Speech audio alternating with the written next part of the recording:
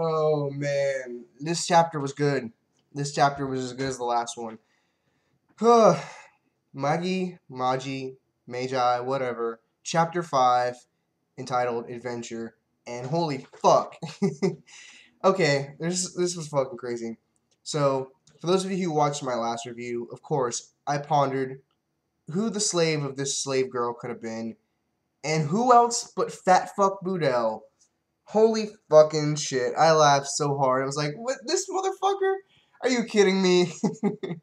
So, he's pissed, obviously. What else does he do other than talk shit and be pissed? And basically, he wants them to become slaves for him. Okay. Yeah, that's totally gonna work out. So Aladdin basically says, yeah, no. So he takes his flute, and I'm thinking, okay, he's gonna summon Ugo Kun or some shit like that. And he goes, nope, I don't even need that. Bam! Busts him in the shin, and that shit has to fucking hurt.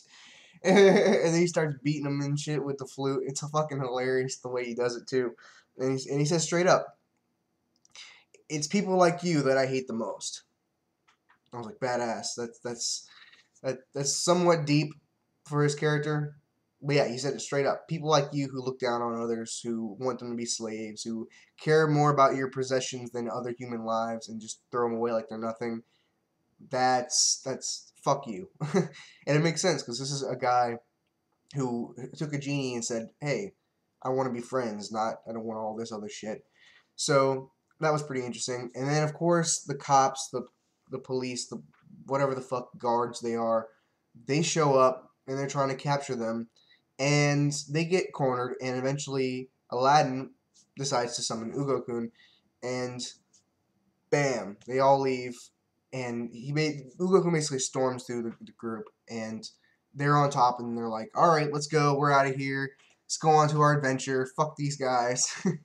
So they continue onward, and basically we get to cut over to Fat Fuck Boudel, and he goes and shows up to this person named Jamil.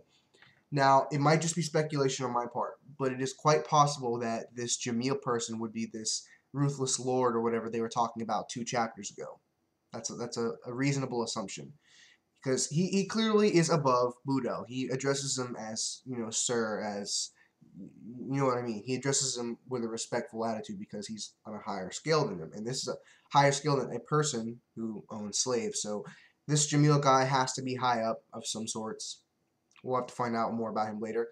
And he has a slave named Morgiana, and I hope I'm pronouncing that right. Let me know if I'm not. And apparently, she is the slave that they saved.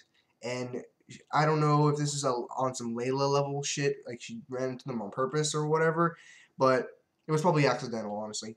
But she gave away all the information about who they were and what's going on with them to Jamil, it appears. So Jamil basically says we could go after them, or we could let them go after the bigger prey and take them both. So I'm guessing that they're waiting for them to get the treasure out of the dungeon Amon, and then proceeding to capture them both. That's a reasonable assumption. So they go up to the beginning, the light at the front of the dungeon, and apparently it's supposed to be, like some sort of mucus membrane, like you're floating through it or some shit like that. Is the way they described it. And he's like, Alibaba's like, it really does feel like I'm on the brink of death, about to reach into death. And then Aladdin, I don't know if he does it on purpose or if it was because he was running. He pushes Alibaba and himself into that fucking light. It's like, oh my god. Aladdin, you fucking kidding me? So that's basically the end of the chapter. Some characters seem interesting, particularly Jamil and Morgiana. I'm hoping they play more of the role. They obviously will. Maybe one or both will become main characters or main antagonists of this arc or whatever. I'll admit I'm speculating with only 5 chapters of knowledge. That's sort of weird. But that's all for my chapter, my review. This chapter was good. I can see it heating up, and I can see the foreface as far as like the arc involving this temple, involving this dungeon. So I feel like that makes sense. So yeah, it's heating up. It's heating up. And I'm liking it for what it is, and maybe I'll put out another one today, or at least get it recorded. And sayonara.